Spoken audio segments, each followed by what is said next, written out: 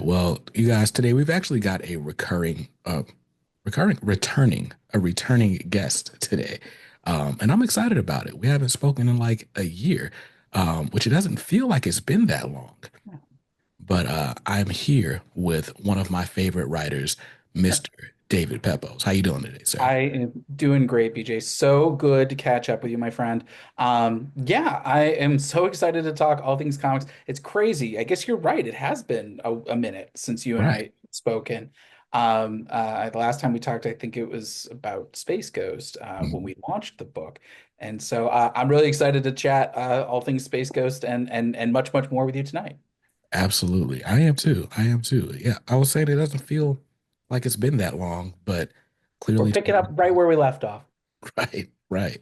So, well, I actually wrote some notes, because I should have, right? And the question I wanted to really start with, like I said, we're catching up after a while. How are you, sir? I'm good. It's funny. We were talking just briefly before we started recording, and I was, busy is a freelancer's favorite four-letter word. I've been working on a lot of different books over the last year and change, and seeing the response to all of them has been really heartening. And so, yeah, I feel like I feel very privileged to be able to write a bunch of different books that I really believe in. Mhm. And so to see people really responding to them and seeing people really understand the vision, that's really all you can ask for as a writer. So I'm doing right as rain. Nice, nice. Yeah, it's been busy on this side too. Like to close out the year, we bought a house and then had a baby in February. Congratulations. That is amazing. Thank you. Thank you. It feels amazing, but then it's like trying to get back to some sort of normal routine. I'm sure. I can only imagine, especially with the baby, that I'm sure you feel like the dinosaur right after the meteor hit. For sure. I can only imagine. I remember when my younger siblings were born, and it was just shy of my ninth birthday, and my whole life changed. So I can't even imagine what it must feel like for you. Congratulations! Those are some amazing milestones. Thank you, man. Thank you. Excited. We were working toward both for some time, so worked out. But yeah, in the time since we last spoke, you've got a whole year of Space Ghost under your belt, and we were here to talk about the launch. And remember when we spoke, I had read maybe the first two issues ahead of the launch, and I knew it was good, but I don't think any of us were prepared for like how good Space Ghost was. Well, that's very kind of you to say. And if honestly, I wasn't expecting the kind of response that we got to that book. I really feel like Dynamite and Warner Brothers gave me and Jonathan Lau a ton of latitude on this book, and I think it really shows in the final product. I think for me, I'm a '90s kid, so I did not grow up in the heyday of Space Ghost, nor did I grow up in the heyday of Speed Racer, for that matter. And so there was a lot of research done when I was offered the project. And so I watched all the original cartoons and I took detailed notes. And, I mean, Coast to Coast was my introduction to the character, as was many people in my generation. Hmm. And Joe Kelly and Ariel Olivetti's miniseries from 2005 also kind of like really stood out to me as like, oh, this guy could be a traditional superhero. But it wasn't until I watched the original cartoons that it became so apparent to me that Jan and Jace, Space Ghost's teenage sidekicks, they were core parts of the whole concept. You actually see Jan and Jace before you even see Space Ghost in the pilot episode. And that became kind of my emotional through line. I love writing these kind of found family sorts of stories, and the idea of Space Ghost being a widower and Jan and Jace being orphans and sort of coming into each other's orbit and not just evolving in their dynamic as crime fighters, but also as sort of a surrogate parent, surrogate children situation. That was really appealing to me, and that acts as sort of the emotional through line for our series that we then are able to scaffold in sort of a really cool villain of the month every issue, and that way we're able to inject different types of action and different influences and different tones and genres, and um, for a writer, that's a real gift, especially one who gets restless like I do. This gives me a lot of different opportunities to flex different muscle groups and hopefully show a range of storytelling. And I had no idea if that was going to work. I owe a lot of credit not just to the amazing team at Dynamite and the amazing licensors at Warner Brothers, but I've mentioned it to him before. My editor at Marvel, Tom Brevoort. I learned a lot. I've learned a lot from him over the years, and I took a lot of the lessons that he instilled in me and put them all into practice on Space Ghost. The done in one approach, for example, was something that we did in my Punisher miniseries, but the effect can only go so far with 4 issues. Doing something in a longer runway, 13 issues was my original commitment for this series. Um, that really acts as a cumulative snowball effect. Every time you get to sort of end a story and start a new one, it's that much more investment on the reader's side. And so yeah, I'm so glad to see that people have fallen in love with these characters just as much as I have. It's a book that feels very natural to me, and it's a book that I also am really grateful for Jonathan Lau and Andrew Dahlhaus and Taylor Esposito, who are just a power trio in terms of creative collaborators. And they really inspire me to bring my A game each and every month because they are leaving it all out on the field each and every issue. So I'm very excited for people to get to see what we have in store coming up in the months to come. For sure. Yeah, because we're in the middle of a very interesting story arc Yeah. that'll be wrapped up here pretty soon. But I think you're right with the done in one approach. It's cool because it's like, you can pick up any issue and enjoy it. But if you're following the series, it also helps with the sort of passage of time, right? Yeah. Like each It, issue we're getting different experiences, and it really feels like at this point this found family is like become closer and closer and more tightly knit with each issue. I love that. yeah. For me, if I have a formula to this book, it's always figuring out, what's the villain and what's the threat that they're gonna pose. But also it's just what's the dynamic with Space Ghost and the kids in any particular moment. And sometimes that's one step forward, sometimes that's one step back. Sometimes there's something nice to be said for a little bit of backsliding on one or either parties, a little bit of, tension and conflict there. But yeah, we're doing something, really fun right now. We're in the middle of our Council of Doom 3-part storyline, and this is something we've been kind of building towards since issue 1. Batman: The Long Halloween was a real big influence on this book. I love the way that Jeff Loeb and Tim Sal, like they would introduce a villain each and every issue, and then it sort of built up to this big rogues gallery throwdown with Harvey Dent at the end of the series. And I thought that's such a powerful kind of structure, and it rewards readers for sticking around. And it's a very organic and natural way of escalating the stakes. And so, for those who've read issue 11, the Siege of Ghost Planet has begun. Space Ghost and the kids have had a bit of a falling out. And Space Ghost is by himself on Ghost Planet at the worst possible moment when the Council of Doom that's been assembled by RoboCorps CEO Dr. Xander Abal, they all just descend upon him and just let Space Ghost have it. All of these villains have their own vendettas against the Space Ghost crew. And yeah, he's in over his head. And so we're going to see with issue 12 and then with our annual, how are our heroes going to turn the tide? And also, what's the real plan that RoboCorps has been building to all this time since our very first issue? You're going to see that unfold in a big way in issue 12. And then the fallout of that is going to sort of extend through the annual. Man, man. So not too much on this, right? But after the annual, I'm assuming we're launching into maybe another year of Space Ghost storytelling. We'll be telling more Space Ghost stories. I can confirm that. Yeah, I'm so thrilled. I've been saying since the beginning. If you pre-order this book, if you show Dynamite and Warner Brothers that there is demand, there are more stories that can be told, and so I'm pleased to report there will be more stories told. You will get to hear more and more about that in the coming weeks.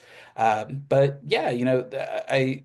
Space Ghost has such an amazing rogues gallery. And it's not just limited to the Council of Doom. And we've been able to kind of tease that a little bit with the Energy Monster and Space Spectre and even Lokar, who was not a member of the Council of Doom. And there were some other villains that I was sort of like, okay, if I only have 13 issues, this is what these are the villains that I need to use. But if we get some extra runway, there are a few more that I really enjoy. And so you'll be getting to see those in the months to come. Um, yeah, Space Ghost is such I think what I love about him is that he's a character who he's equal parts Star Wars and equal parts Batman. And so there's a lot of different stories that kind of organically fit under that kind of umbrella. You're able to fit in a lot of different villainous archetypes, but also like you're able to inject all these different sci-fi twists. So we're going to be doing a lot of that. Suffice to say that like once Space Ghost has his final showdown with RoboCore, there are some really interesting things coming that you'll see in our annual that are going to complicate his life in some major, major ways and are going to set up the stakes and the threats moving forward for this next phase of our stories. So, yeah, thank you to you for helping support it, and to everyone watching for support, and all the fans and retailers out there. If it wasn't for you, this book would be ending with the annual. But because of your amazing and tireless support, we're going to be telling more stories, and I'm excited to be teaming up with Jonathan Lau on the next haul. That's awesome. So this is probably hard to do because it seems like the annual is kind of a culmination of a lot that's come before, at the same time as being a jumping on point, or a linchpin for something new, Yeah. right? But for those who may not have been reading Space Ghost and want to jump in with the annual, what's the pitch? What we got going? Yeah. So it's tricky because I don't want to spoil too much. And I will say, if anything, our best jumping on point will actually be the issue right following the annual. Our annual is really kind of our big crescendo of sort of this first year's worth of storytelling. It adds some new wrinkles and complications to this ongoing Council of Doom threat. I think if you were looking to get involved with the book, you should definitely pick up the first trade because it really does down kind of what Space Ghost is and the whole status quo with the twins. But yeah, I think as far as this annual goes, you're going to get to see Space Ghost, Jan, and Jace just really step up and really rise to the occasion, just in some really big and powerful ways. Also, we're going to see, just the stakes are so much higher. We're escalating them in some really interesting ways, and I think it speaks to another lesson that Tom Brevoort taught me, which is superheroes. What makes them super heroic is not that they punch out the bad guys. It's not that they have superpowers. It's that they save the little guy. That they're the ones who kind of protect the innocent from bigger from threats that are bigger than them. And so we're going to be paying that off in a very big way. With RoboCore's plan is something that's going to shake the universe to the core, and it's going to have wide-ranging implications. And so Space Ghost is really kind of the last. Space Ghost and his team are sort of the last hope that the galaxy has in this regard. And so, yeah, I this is sort of our big, the big fireworks at the end of the show. Because when I wrote it, when I initially planned this issue out, I was planning that I thought this was going to be the end. And it was so nice to know in advance, like, hey, we're going to do more, and to have that time to sort of plan out what we're going to do. We've already dropped some breadcrumbs, Hmm. and eagle-eyed viewers, you'll have already seen it. We've made mention of a few things that you blink and you miss it, but it's going to pay off. And so you're going to see the fuse has already been lit in certain ways, and then you're going to see it get lit again by the end of this annual. It is definitely, if you want to know sort of what's going on with Space Ghost and what's going on with future stories, I'll say the last 3 pages of that annual are going to change Space Ghost and Jan and Jace's lives in a big and kind of unsettling way. That's going to sort of lead into the next era of stories. Sheesh, man. So I'm excited. It's funny because we were talking before we started recording, and I realized in that moment that I'm an issue behind on Space Ghost. So last issue I read was issue 10, and I'm in this arc. I haven't started the Council of Doom arc yet. We've been in this story. We've been introduced to a space Spectre, uh, Yeah. and learned something very interesting about this character. I thought he was one person. Turns out he might be a different person. Crazy stuff. It, I I was really thrilled with that Space Spectre story. It's one of my wife's favorite issues of the whole run, and it's probably one of mine too. Um, when I pitched it, again, writing Space Ghost is such a treat because I'm able to really inject all different kinds of pop culture influences and all the types of stories that I would want to tell. There's usually a way that I can tell it in the confines of Space Ghost, whether it's a horror tinge thing with Zorak or a heist in our Widow issue or something kind of like a long dark night of the soul like Jace versus Moltar. Even something that's kind of like Flowers for Algernon with Blip and Creature King. And so uh, with Space Spectre, I love time travel stories. You've seen it in stuff that I've already written, like Savage Avengers. And I wanted to do if Space Ghost is sort of our space Batman, the idea of Space Ghost versus Dark Knight Returns Space Ghost. I was like, that's really cool. Like, what would it look like if the future has come back and said that you're a disappointment? Mm, Uh, and the issue's been out long enough. I can have some minor spoilers. Um, it was kind of a last minute change of the identity of Space Spectre. I spoilers, cover your ears if you haven't read it and you're behind. I'd originally written it as playing it straight, that it was a future version of Space Ghost, that he's sort of come back all broken and, mad at himself. And I realized kind of at the last minute as I was about to start writing it, I was like, the idea of it being Jace from the future. It's a fun misdirect, but it's also it really does speak to there's a melancholy streak to him, and you see it in our Moltar issue, but also the idea of the most innocent member of the team.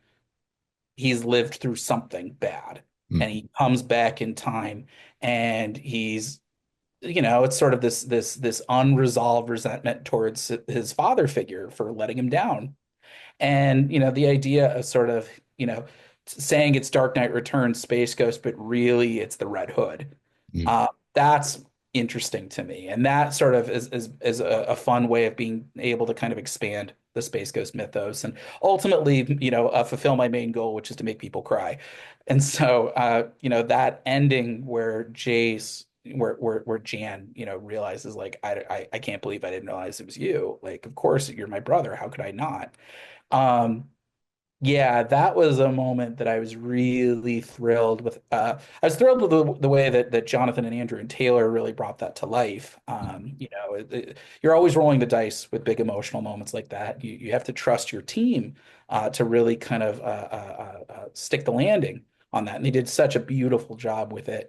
And yeah, it'd be weird if that was the last time we saw a Space Spectre. Maybe we'll see him again. Who knows?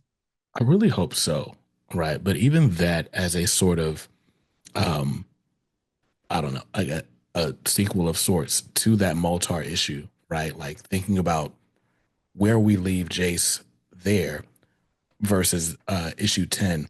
It's like there's so much in between now. Like this opens up so many different avenues like for future issues. And that's gonna be fun Yes. to go through. Our Space Spectre issue is very important for a variety of reasons. And some of them and some of them you don't yet, but Mm, you will soon, I promise. nice. So I, I'm gonna risk spoiling this book. So I'm just gonna we'll just stop and go to the promo, right? So June 2025 is when the Space Ghost annual comes out. That's And right. I'm excited about that. I mean, I have the do I have the actual date? Let's find it. June 11th. Man, man. So just over a month from the time you guys are watching this. Now, also in the time since we've spoken last, I mean, it's been announced like your name's been attached to a bunch of projects I'm really excited about. Yeah. Right now, Cable Love and Chrome is coming out. And that one I just had to be like, you know what, I'm gonna trade wait for this Yeah. because it debuted like as I'm moving. I'm like, there's no way. I totally get it. I totally get it. Yeah, and that's going to be a really fun book. It's been fun to read it monthly, but I'm very excited for people to kind of also rediscover that thing as a single storyline because of the way that we've structured it. And in particular, Cable's such an interesting character. Again, the time travel of Mm, it all. And we sort of started that with a little bit of a slow burn in the first issue. But issues 4 and 5 are very time travel oriented, and seeing the way that again, this is something that Tom Brevoort, my editor, really, I learned so much from him every time I work on a new book with him. He really was like, let's give Cable some flaws. Let's make him make the wrong decision. Let's let him be selfish. Let's let him be a little narrow-minded. Let's let him, kind of be challenged by this new love interest, Avery Ryder.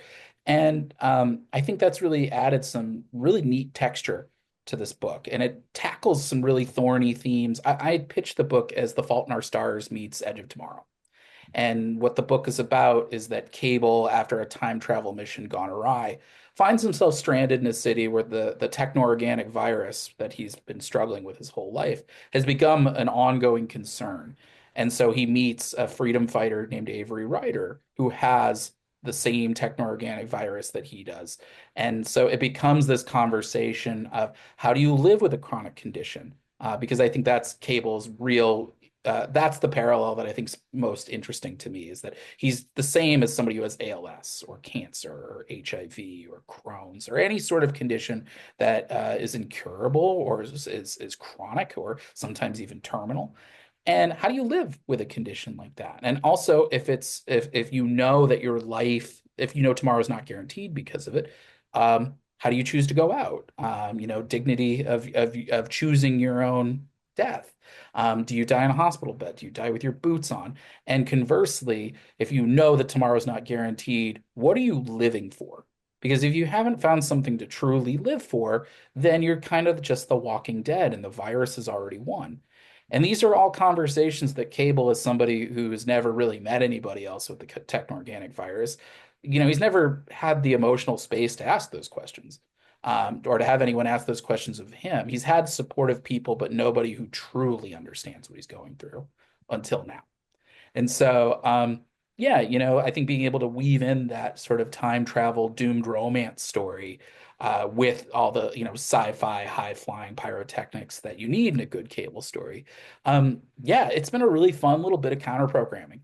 I think a lot of people, when the book was announced, were like, a time travel romance story starring Cable. And here's the spoiler. I felt the same way when Marvel asked me to write a time travel romance story featuring Cable. But I think as people have read it, they realize like, oh, we're able to have our cake and eat it too. We're able to tell a good, solid, action-packed Cable story, but we're able to peel back some layers and really kind of get a sense of what this character's emotional life is, and why he does what he does, and hopefully, give him something to something that'll help him grow even further as a character by the time our story's over.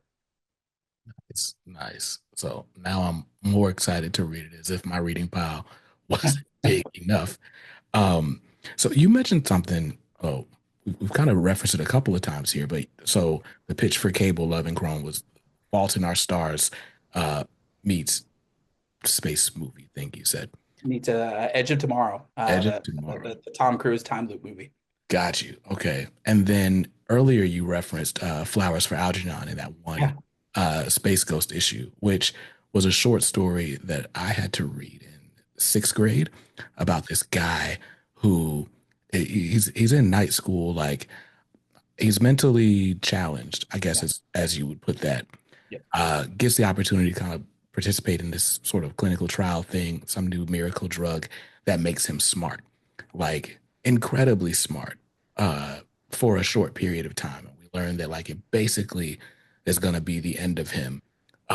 But it's all about like what he's doing while he's got the opportunity to really unlock his mind. yeah. Uh, First of all, core memory unlocked. I'm so surprised I remember the full plot for that I'm short. so glad. I'm so glad that I met somebody else who loves that story. It was, there's not a lot of required reading from school that Yeah. I enjoyed and remember that well, but that was one of the best ones. And it had like a little, I don't know if it was a made for TV movie or what, but there was a movie we got to watch. It was great.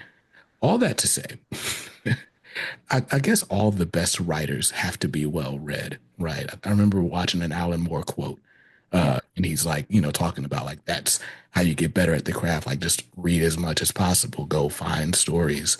Um, but how has it been for you, like in your journey? How helpful has it Yeah. been to No, develop? that's it's a great question. I think you need to have like a little bit of a bird's nest brain, like where you're always drawing from different things. And it's not to say that you can't, of course, draw from continuity and draw from previous comics, but I do think that it's less satisfying when you're just making comics that reference other comics. I think people kind of start to see it makes it harder to suspend your disbelief. Things feel a little bit more artificial. For me, that's why I think I wear my influences pretty proudly on my sleeves. And it's one of those things. Not only am I, drawing from stories and books that I'm reading. For me, I'm a film guy. Like, and you know what? I should rephrase that. I'm a movie guy. Like I don't think I bring any pretensions to my work, but I'm the guy who was like, oh, hey, let's do supernatural version of Face Off. That rules. I think for me, they say imitation is the sincerest form of flattery, and I think for me, doing these kinds of mashup homages is sort of my sincerest form of fandom. And so, I always am trying to figure out. I ask my wife all the time. I'm like, oh, what's my Inception? What's my Matrix? And those sorts of landmarks kind of help me triangulate. It doesn't always happen overnight. Sometimes it's a longer process, but I'm like, oh, I got to write Moon Knight City of the Dead, where I was like, that is Taken meets Inception. And so I think that like I hope that kind of draws people in. I think also the benefit of all this, comics structurally have a challenge of uh, introducing themselves to new readers. Like it's not like when I was growing up where like my local supermarket had comics, not many of them, but enough for me to keep up with the habit. Now, it's like there are structural hurdles. You have to go to a comic shop, and people don't always know where those are. Sometimes they're not the most friendly places. There's the pre-order system, trying to navigate all that. And that's on top of, sometimes the stories are insular. Sometimes you're sort of preaching to, oh, you have to have read, years and years of shared universe history. I think for me, trying to kind of frame my stories in sort of cultural touchstones, it makes it a little bit more accessible. I'm always trying to think about what's the books, how are they going to sell on my table at a con? Where I'm trying to hand sell these things to people who don't necessarily read comics. But I'm a big believer that everybody has a favorite comic. They just don't know what it is yet. And I would like for it to be one of mine, because I'm not here looking to preach to the choir. I want converts. I think there's always room to build a bigger table, and that I think is a big influence on my work. And so while sometimes I pull out the hoity-toity where I'm like, oh, Flowers for Algernon, but it's starring Blip, I think that has been a reason why I think I continue to sort of go back to my pop culture influences is that is a shorthand that allows me to connect with readers and allows me to sort of say, hey, this pineapple pizza kind of concoction that I've made up, it at least sounds intriguing to you. And I've benefited from that since my very first book, where I could say Spencer and Locke, it's Calvin and Hobbes meets Sin City. Um, that is enough hesitation to get people to say, oh, I'll read that. And so Space Ghost, I can say, it's Batman meets The Mandalorian. I can say for Captain Planet, it's X-Men meets Avatar: The Last Airbender. Speed Racer, it's Rocky meets Baby Driver. And that all sort of like people are like, oh, okay, like yeah, I've heard of these things. Like let me give it a shot. And ultimately that's all you're asking is, will you give us a shot? And then hoping that sort of the execution will keep people invested in your work. So yeah, I'm always trying to kind of figure out like what's my next bit of influence. Particularly, are there any storytelling techniques that I'm like, oh, that's interesting. Like I want to swipe that. The face off of it all, that we talked about. I did that for The Devil That Wears My Face because I love the idea of a body swap story, where you have somebody who they've got a very strong context and then it swaps with somebody that they hate. Mm, And suddenly they're both fish out of water, and one of them's going to kind of find their feet a little bit easier. It's usually the ruthless one. Whereas like the good person is suddenly in the lion's den and has to kind of like fight their way out. Stuff like that, I think is keeps me engaged as a writer, where I'm like, oh yeah, we could tell like an interesting story this way. Captain Planet, for example, I said that that's a superhero book meets a disaster movie. mm, And so being able to like write sequences, especially in this current issue that I'm writing, where it shows that like climate change is right in our face, and as somebody who's living in New York during Hurricane Sandy, living in LA during the wildfires, like yeah, these things are very real and they have very immediate consequences, very dangerous stakes for people like you and me. So, yeah, I guess that was the long answer. I try to draw from whatever I can, whatever keeps the tank full, and whatever just kind of makes me excited. Because ultimately, once you've been in this job for any length of time, if you aren't following the things that interest you, you're going to get exhausted and your batteries are going to drain really, really quick. for sure. Yeah, and you mentioned accessibility, right? And you've been fortunate. A lot of the projects you've been working on as of late, they are these properties that were household names at a point. Yeah. And so it's like that helps. But then even having these other reference points for, just your approach to the writing is also super helpful. Like, so these titles that are kind of designed to bring new people into the fandom, Yeah. they're great for me, right? Like, I came into comics because of a free comic book day event, right? I just walked my daughter to a comic shop and was like, hey, this is cool. And somehow I ended up with the habit instead of her. Uh, and every year I get really excited about Free Comic Book Day. There's almost always one book that I'm like, all right, I got to get there early so that they don't run out of copies before I get there. Last year it was Flash Gordon from Mad Cave. And then this year, that book is Speed Racer. Thank you. Uh, just First of all, I didn't even know Speed Racer was an anime. Speed Racer used to come on like 10 p.m. on Cartoon Network, and it was one of those shows that like you just turn the TV on real low Yeah. and like hope your mom doesn't catch you like still watching TV that late. I a speed racer. Well, the thing I want to say is you really hit the nail on the head, and it's funny because I've been writing sort of these nostalgia books for a year and a half, and I never thought about it till the way you just said it, which is you're right. Like that is a way to kind of bring in new people into the industry where people say, "Hey, I grew up watching Space Ghost. Oh, you're doing like a modern take on that." Same thing, Captain Planet. They're like, oh, I've been waiting for this thing to get relaunched. And Speed Racer is I think very similar in that regard, is that there's this huge cultural footprint for it. And I can tell you that when my editor Chaz Pangburn approached me at San Diego Comic-Con last year, I've worked with Mad Cave on The Devil That Wears My Face, my upcoming all ages book, 10 Ton Titan Terrier.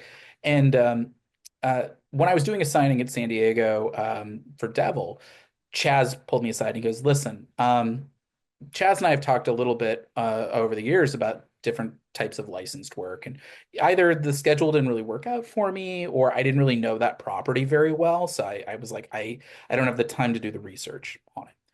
But he pulls me aside and he says, "Speed Racer. We've had a great relationship with Tatsunoko with our Gotcha Man series, and so we're looking to expand with Speed Racer. Would you be interested?"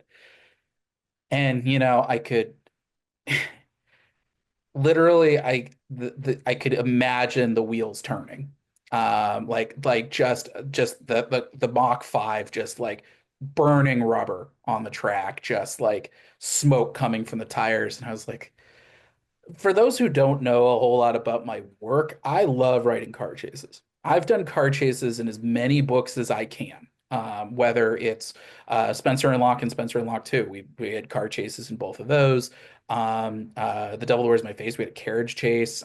Space Ghost, we have Jace steal the Phantom Cruiser, and we do have a fun Phantom Cruiser dogfight sequence coming up later on in the book.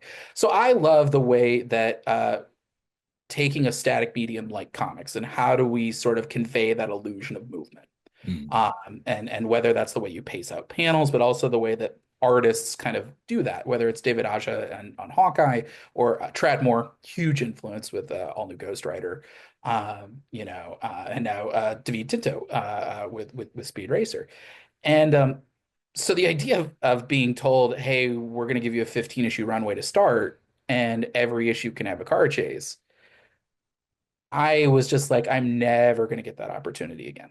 That is the kind of book the only other book that maybe that happens in is Ghost Rider, and given how crazy things are in the industry right now, I could see it being a challenge for a Ghost Rider book to go the distance for 15 issues. And so, um, I remember there was a party, a Mad Cave party later that night, and I pulled Chaz and I pulled our editor in chief, Mike Martz, aside, and I was like, I can't stop thinking about Speed Racer. Like, yes, this like 1,000 times yes, count me in. And so I'm really excited for this book. It's Rocky in a race car. It's the story of how Speed goes from sort of he's just winning illegal back alley races to his journey in the Formula X racing circuit, and how does he go from being sort of a newcomer on the tracks to becoming a champion. And you'll get to see, especially in issue one and issue two, how that sort of shift happens and why the stakes are so personal for Speed and why there's really no room for second place.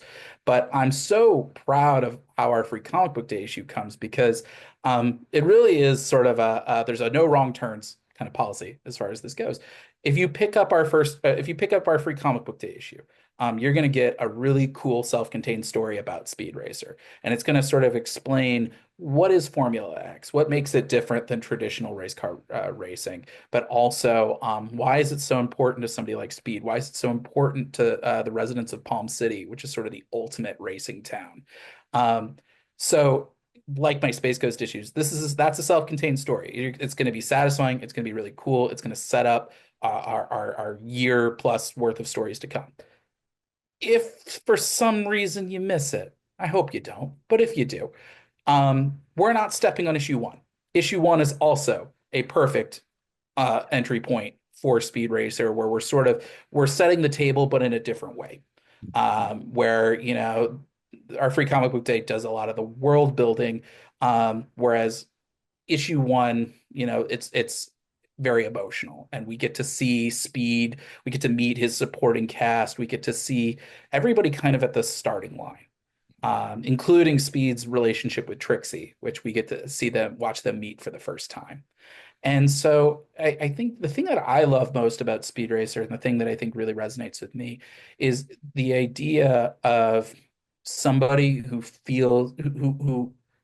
follows their passion and wants to revolve their life around their passion. And it's sort of they need to basically step it up. They need to rise to the occasion. And that's something that I think I can resonate with quite a bit as a comic book writer. I live and breathe and sleep comics.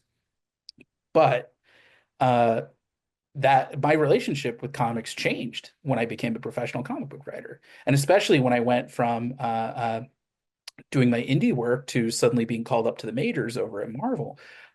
You learn very quickly, oh, there's a learning curve, and oh, you better step it up, and oh, like this isn't a hobby anymore. This is a career. And you gotta kind of keep stepping up your game, or you're gonna fall behind. And at the same time, what I love about Speed Racer is that every member of the cast approaches it from a different angle. Speed is chasing after his brother Rex's legacy. And he's still trying to figure out, he's like, I'm meant to be a driver, but my father, Pops, does not want me to be a driver. Our family has been marred by tragedy. But at the same time, it's this thing that I love, and I feel that I have to chase it. And suddenly it's like, oh, I have to now compete in the big time. And can I hack it? And what do I have to learn in order to kind of make that work? Pops, meanwhile, sees cars through a design perspective. That he's the guy who, he built the Mach 5, but at the same time, he feels like he's been completely betrayed by this thing that defined his life. And so he's got all this conflicted feeling about Formula X, but at the same time, he's Speed's ultimate corner man. He's the guy who's like, eventually, he's like, I didn't want my kid to do this, but if he's going to do this, he needs training, and so that's got to be me. Um, Trixie is kind of a fun mirror image to Speed in that they're both about legacy. And that for her, she's the Carol Ferris to Speed's Hal Jordan. It's that when Speed winds up having to compete in Formula X, he needs to join a team. And the only team that's willing to take him is this kind of small rinky-dink operation that was owned by Trixie's father. And now she's running it. And so there's this fun kind of dynamic, this will they or won't they? They clearly like each other. They're clearly interested, but also she's his boss and he's the hot dog driver. And sort of like, how do they kind of, navigate that tension to become that couple that we know and love. Spritel is super fun. He was kind of the character that was sort of it took me the longest to wrap my head around him because I think he's the one that maybe is the most reflective of the time of when that cartoon came out. And so how do you make the Spritel feel immediate and engaging and not annoying or overbearing? So he's the color commentator. He's the guy who he's more of a streetwise hustler, younger brother. He's live streaming all of Speed's races. He's encouraging his subscribers to bet big. He's the one egging on all the bystanders to bet heavy, against his brother, knowing that he's going to win. So Spritel and Chim Chim are kind of a fun pair. And then finally Racer X, who, he kind of weaves in and out of our story. Mark Russell will also he'll be doing a backup story in our free comic book day issue with Racer X, and he'll be doing a Racer X miniseries spinning off of our book. He's Batman meets James Bond in a race car. He's the Vin Diesel to Speed's like Paul Walker. To use some kind of inexact parallels. But he's mysterious. He's cool. He's badass. He's the guy who, similar to Pops, he has some conflicted feelings about Speed on the tracks that are made all the more conflicted that nobody knows who he is. Mhm. And eventually Rex has to kind of decide, like, okay, like I get why Speed is doing this, and I get that it's very important that he wins, and he knows deep down he can't do it himself. So he's like, maybe if I help Speed, then maybe we can pull this thing off and we can kind of thwart the corrupt influences that have started to trickle their way into Formula X. But yeah, you put all these characters together, it's a really just interesting kind of stew. And something that I think that I didn't realize until I started writing it is none of these characters have powers. And you would think that, like, as having written primarily superheroes or primarily powered individuals for the last few years, it's fun. I love it. Don't get me wrong. The stakes are always huge and engaging, and there's so much interesting stuff you can tell with metaphor in terms of powers. However, sometimes it can be a crutch.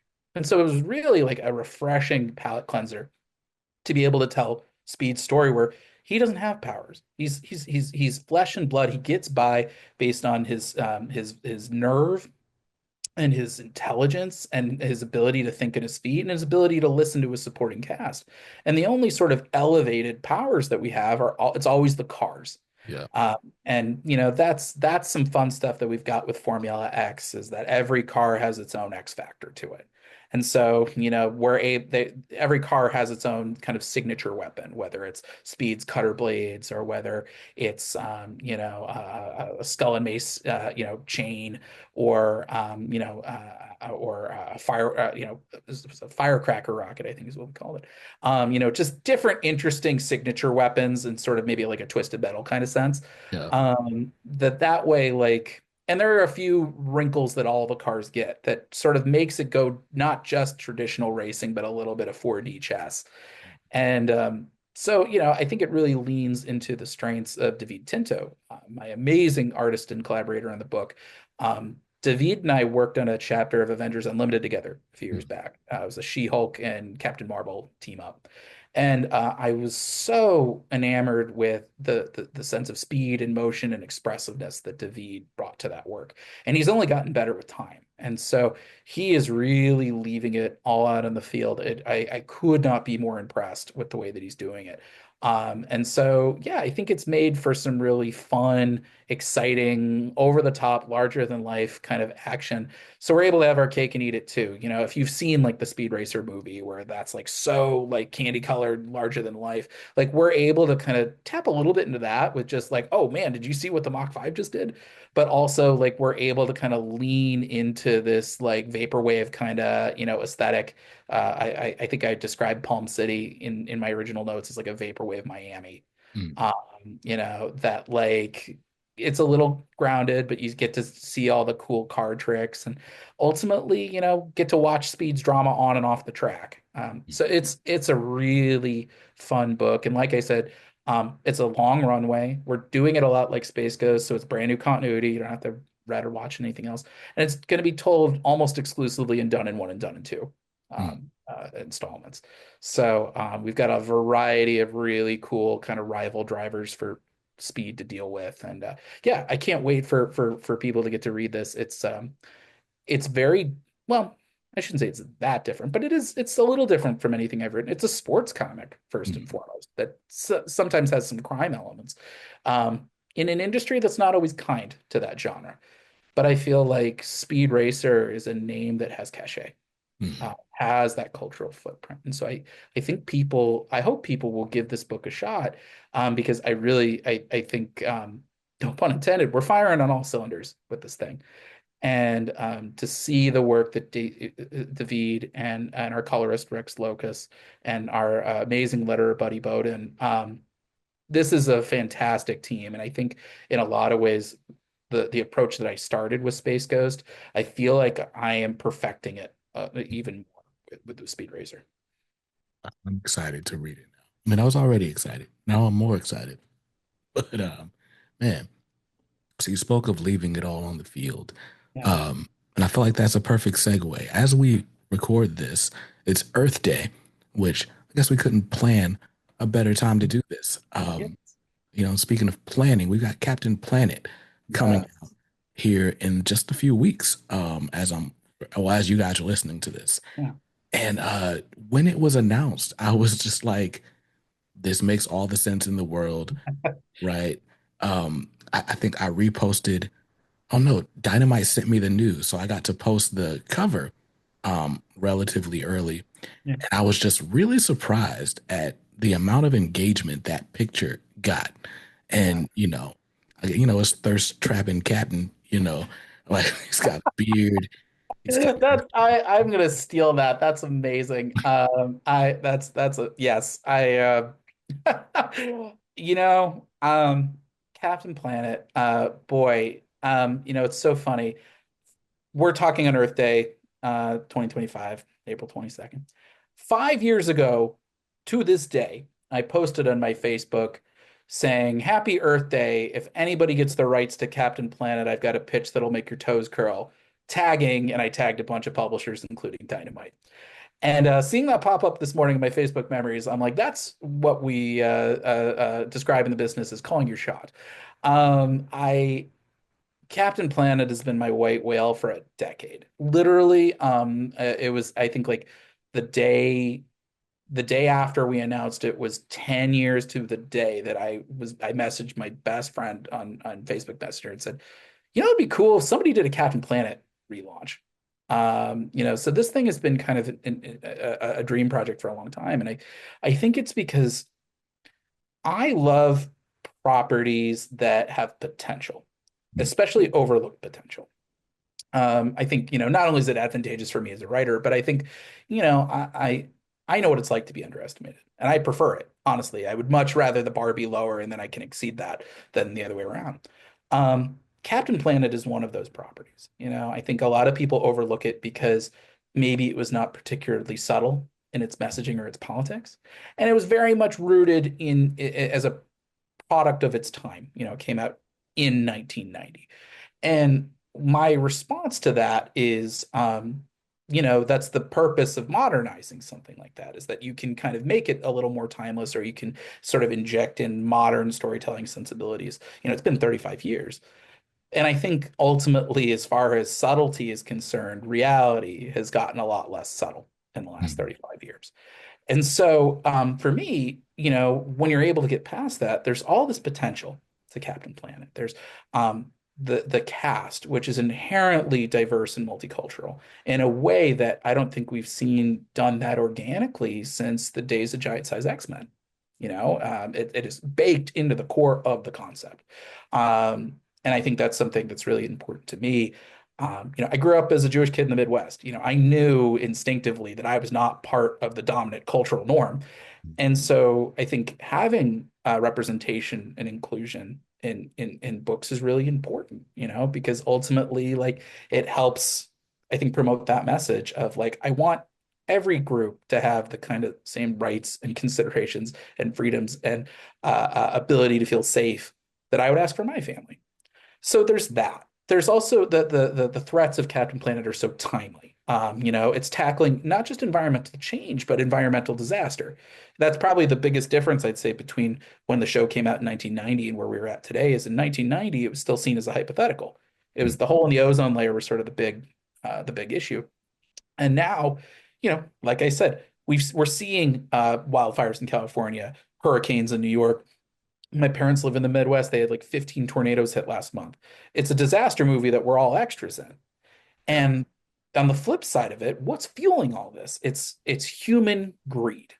And it's this sort of human drive to consolidate more power.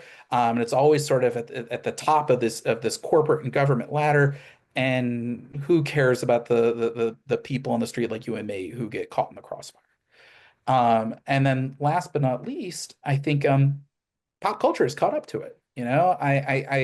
I remember watching Avatar: The Last Airbender for the first time, and it's a huge influence on the way that we're doing this book. And I remember thinking at the time, immediately thinking of Captain Planet and thinking like, oh man, like the way that they're bending all the elements, like that would have been such a cool thing for somebody if Captain Planet had ever overlapped with that. And then I thought, huh, like I could do that. That could be like a really cool thing. And so we've pitched the book as X-Men meets Avatar: The Last Airbender, where it is a group. They're not even really superheroes. The Planeteers, they're not even a team. We get to watch them meet for the first time in our second issue. Um, they all come from different walks of life in different countries, and they each have different contexts to the greater environmental conversation. They're ordinary people who are suddenly granted extraordinary power, and they find themselves on the run from a corrupt billionaire that's looking to exploit them. And if that's not timely in the year 2025, I don't know what is.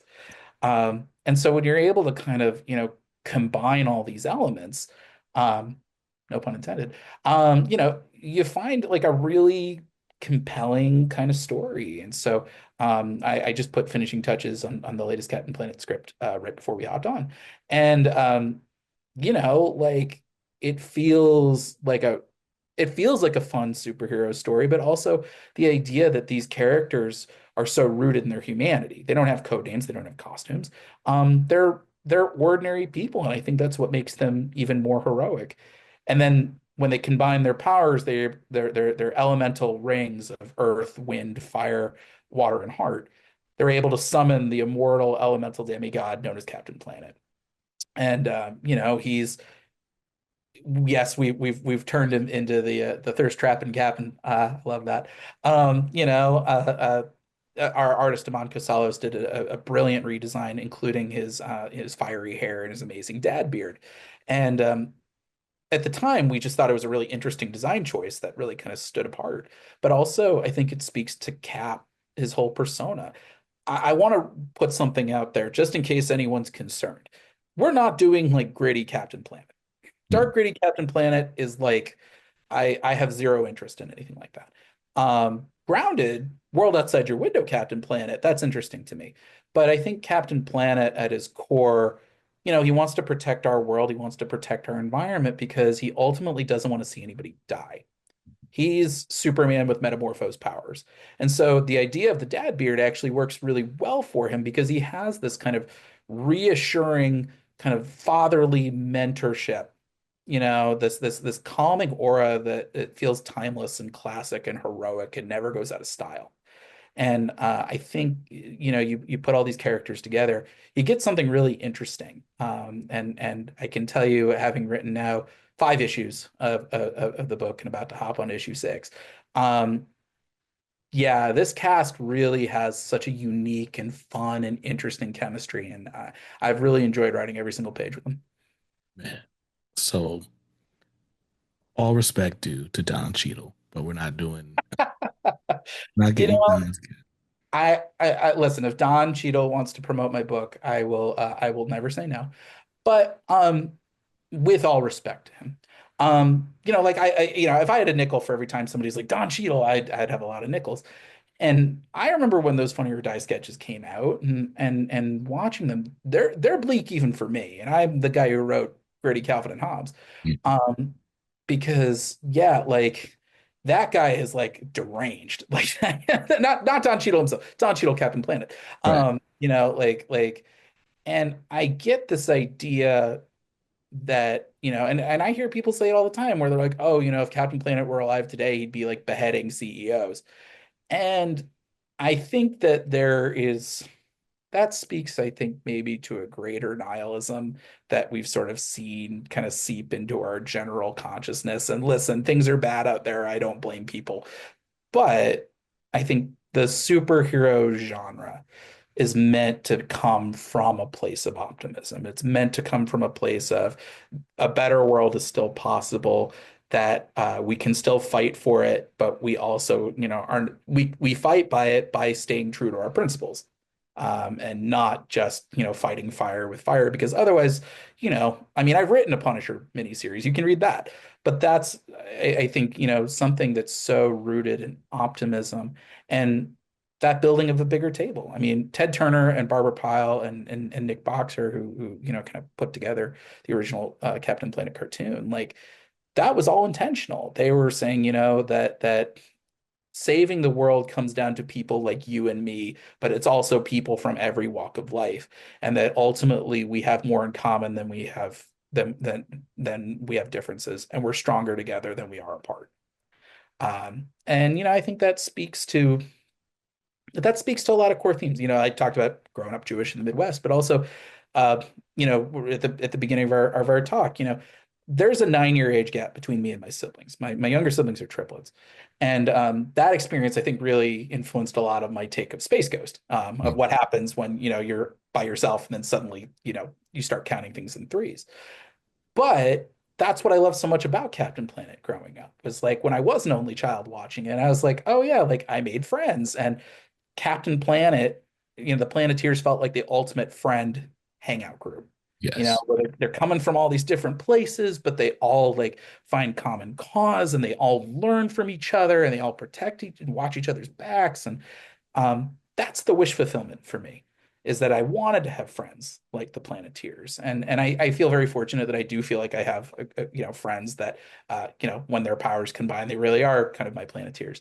Uh, but getting to write them, yeah, like I think you guys are going to fall in love with those characters too. And I think Amon Casalos is a big reason why. I want to give him a quick shout out because, you know, uh, you see it. Jonathan Lau has had a long track record, and he's excellent because you've seen him on stuff like Green Hornet and Vampirella, and now Space Ghost, and that guy draws like a machine.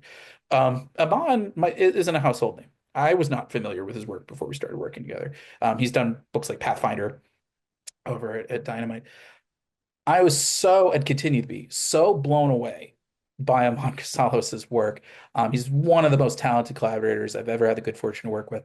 He not only does this larger than life action stuff really, really cool, and you're going to see plenty of it, but also it's the character acting, the emotions, the expressiveness.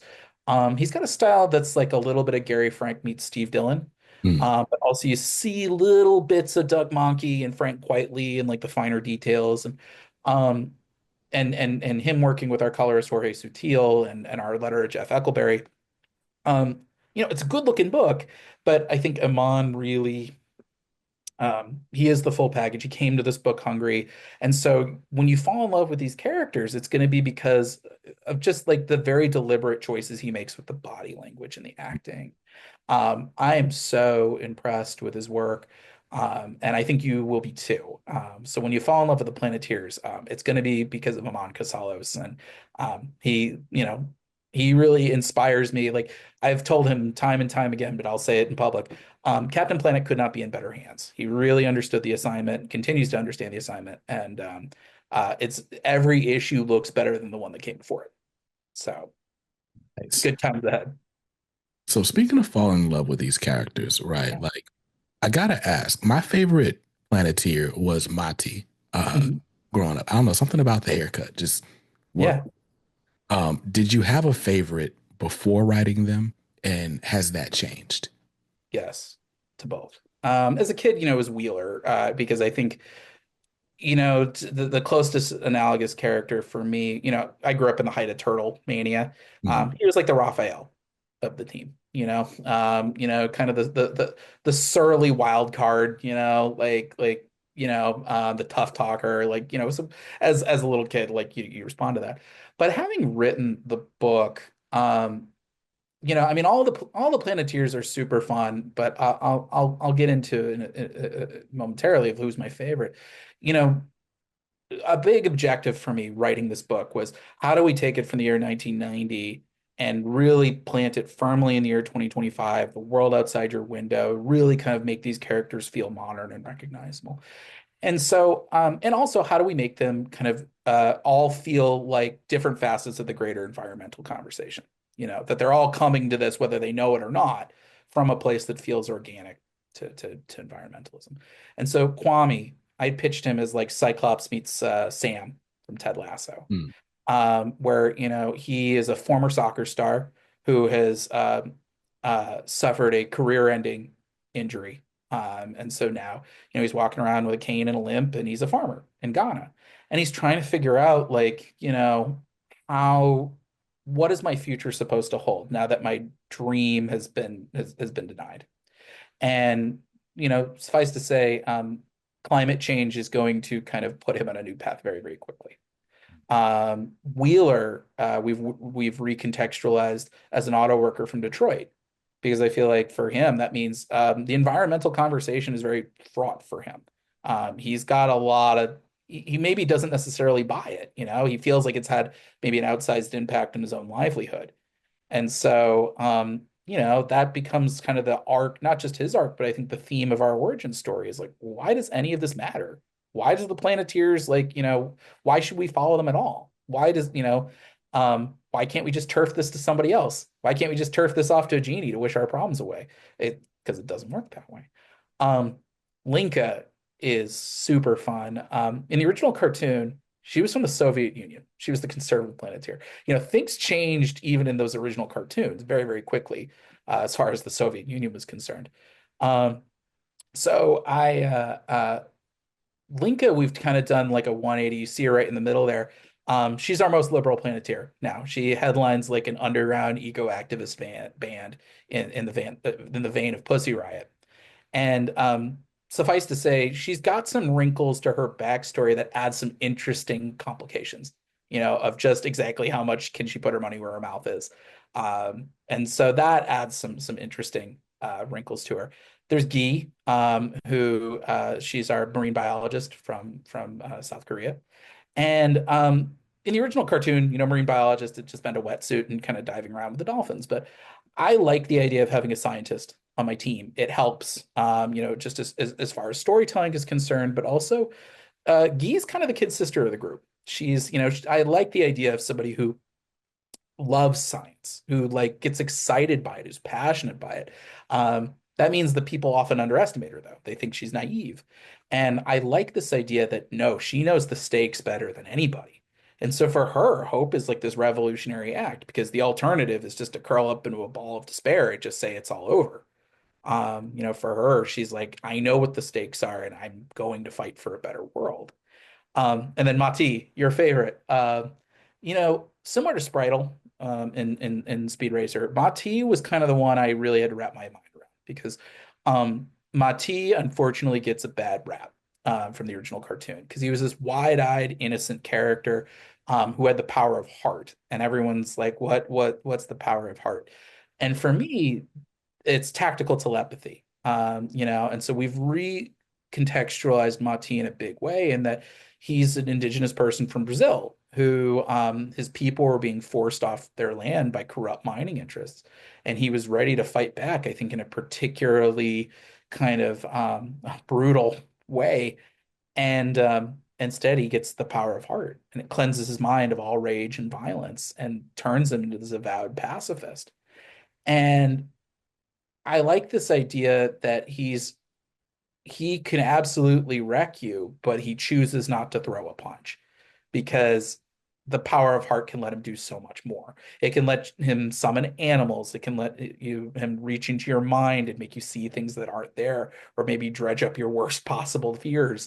Uh, he's our Batman. He's our Shang-Chi. He's like the X factor of the team. He's our smoldering, brooding Mati.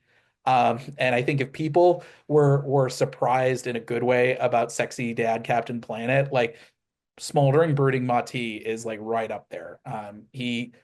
He's kind of quiet, and some of the Planeteers aren't quite sure what to make of him, but like he's the guy who kind of weaves in and out and always comes through in the clinch. He's the Planeteer who's like, there's an eco villain. All right, I guess I'll handle him one on one.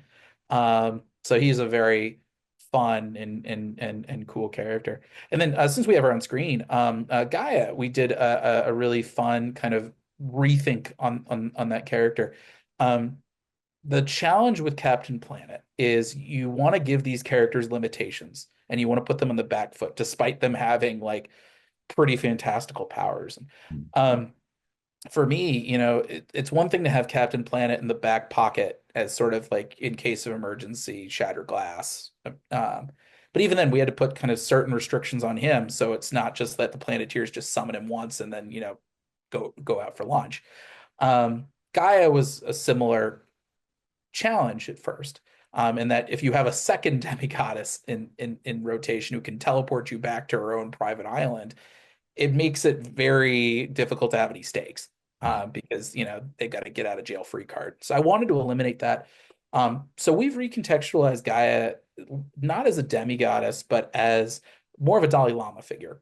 That it's generational, that every generation a human being is chosen um, to house the primordial energies of our world. And so that kind of allows her to kind of set the fuse for the rest of our story, that she's the custodian of the five elemental rings.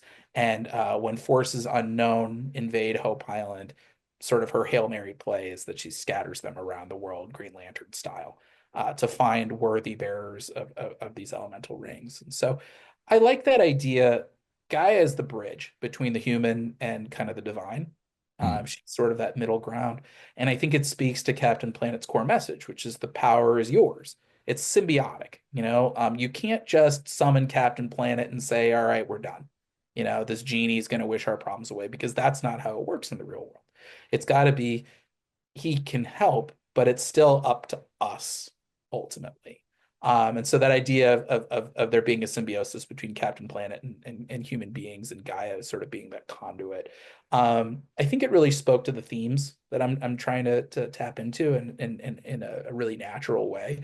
Um, and it also kind of makes for some interesting potential for Gaia down the road, in that, she's the Planeteer's boss, but she's also human and she's still kind of a peer to them. And I think that offers some really interesting kind of storytelling, grist for the bill, for future stories down the line. Man, no, I'm excited. I don't know. I feel like what I always say is like these books just seem way better than they have any business being. I'll take it. It's funny. I had a conversation with somebody yesterday about this, which is, not that long ago, licensed books were kind of seen as treated like a dirty word. That they were seen, oh, this is a cash grab, or oh, these are, like they're phoning it in. And I want to give a lot of credit to Daniel Warren Johnson and Skybound and their Energon universe, because I think they really were the tip of the spear in terms of saying like, oh, hey, like a licensed book does not have to seem cheap. It does not have to seem homogenized. It doesn't have, it can still have a degree of artistic expression to it. And I think people have really resonated with that. And I think Dynamite has really sort of fired the second salvo, I think, in a really impressive way, where you see it with, what Declan Shalvey's doing and Thundercats and Terminator, Johnny Quest, Herculoids, and hopefully Space Ghost. And so yeah, being able to kind of like take these properties that people know of, but they don't really remember them. They don't really know them beyond kind of these sort of hazy, half remembered memories from their childhood to say, hey, what if these characters grew up with you? What if we did a modern take?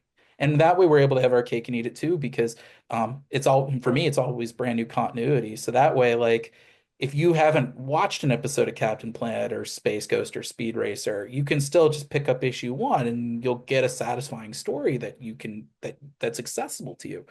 But if you are a diehard fan of these things, then you're gonna be like, hey, I know that character. And oh, hey, look, that's a cool new take on Zorak. Or hey, look what he did with Duke Nukem. Or oh, hey, there's the car acrobatic team.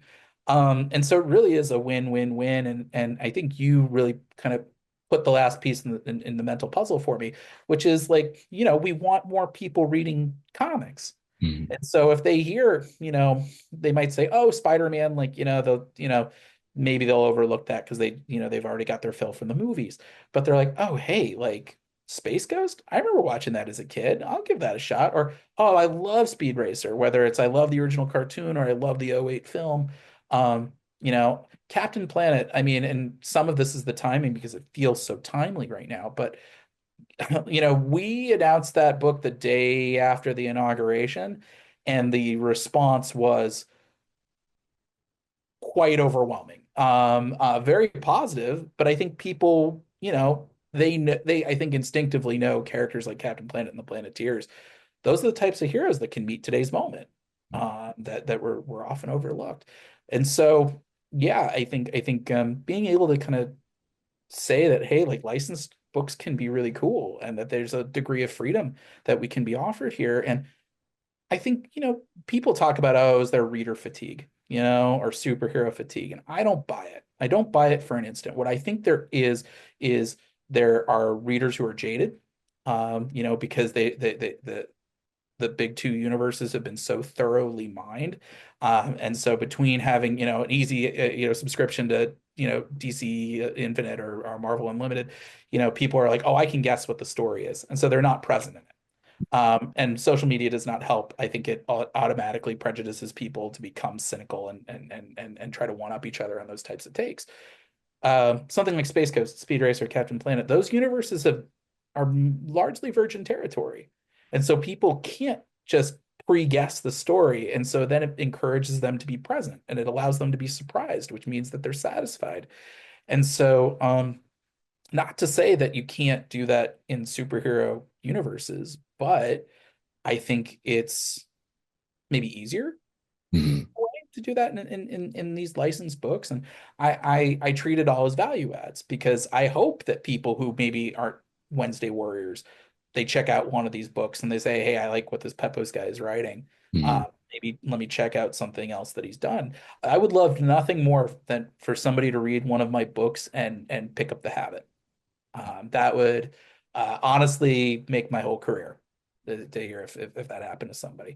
Um, but I think these licensed books, they're clearly hitting a chord with the readership. And I think accessibility is part of it. And I think it's a way to build trust. Yeah. That's, I think, the watchword for the industry right now is that readers feel like they don't have trust. Mhm. And so every issue, especially, they want longer stories. They want something that can go the distance. I think miniseries are great in moderation, and I think there are certain stories that it works better for. But like I think readers are feeling a little burned. That they're like, oh, hey, like I only have 4 issues of this series. Why should I pick it up in the first place? And Right. so these licensed books that are able to kind of go a little longer, it's like, oh, okay, like they can sort of build trust and say, oh, okay, Space Ghost is something that I know will be consistent over a year plus.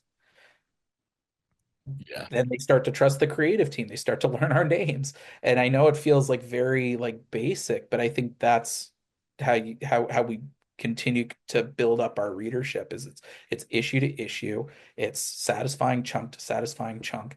Have being able to have self-contained stories and then have a string of them. Um, I think that's where the market trends are headed. And so it's nice to be able to be a part of that wave and see that it seems to be paying off. Yeah, for sure. I love the licensed books, right? I'm newer to comics. I say this all the Yeah. time. I guess like if I keep saying it, I won't still be newer. But you know, for me, the big draw to superhero comics is like is the nostalgia. We watch these on TV and stuff like that, right? With these licensed properties, you kind of get the same thing, but without it being like, tired or played because there aren't very many of them. I never read Yeah. a Powerpuff Girls comic before Dynamite came out with one. Yeah. And I think it comes down to like, the idea of a shared universe has its benefits and it also has its drawbacks, and that like you're able to pull from any different you know type of other book, but there's the weight of the continuity, and how do you tell a story with Spider-Man, for example, Mm. that feels original and fresh when you have 60 plus years of amazing Spider-Man stories that have come before you. Whereas, Space Ghost, like, you know, knowing that I'm like, oh, hey, I've written more Space Ghost comics than anybody. That's like cool. That's I love that. That's some fun street cred for me.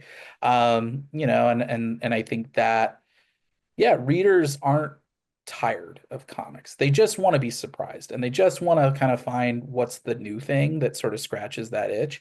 And it's not to say that I don't think, like they have their place alongside the big two, where I Mm. think like it kind of maybe even helps ease the load Yeah, on the big two that I think is right now being expected to sort of be all things to all readers, and it shouldn't be. It doesn't have to be.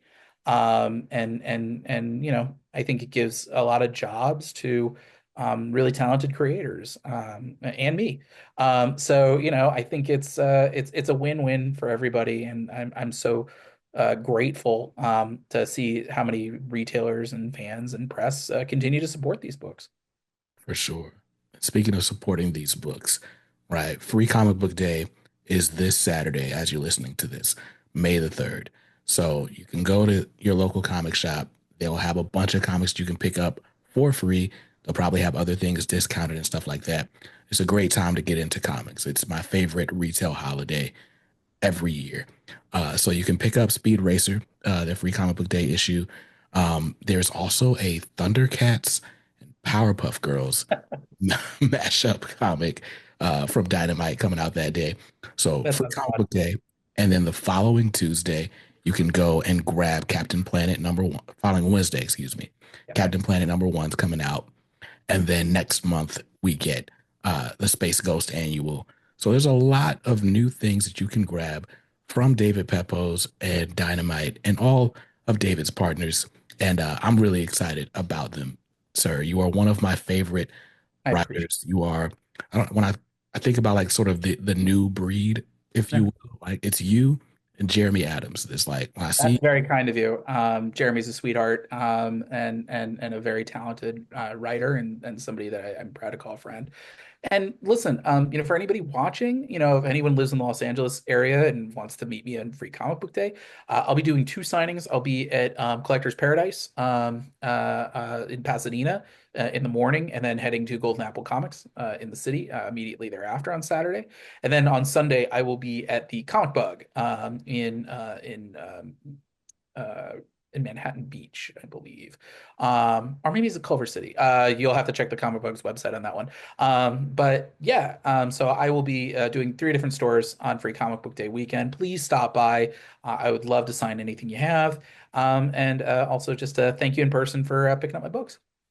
nice, nice. Definitely take David up on that offer. We haven't even met in person. We'll make it happen We're gonna probably make that happen. for sure.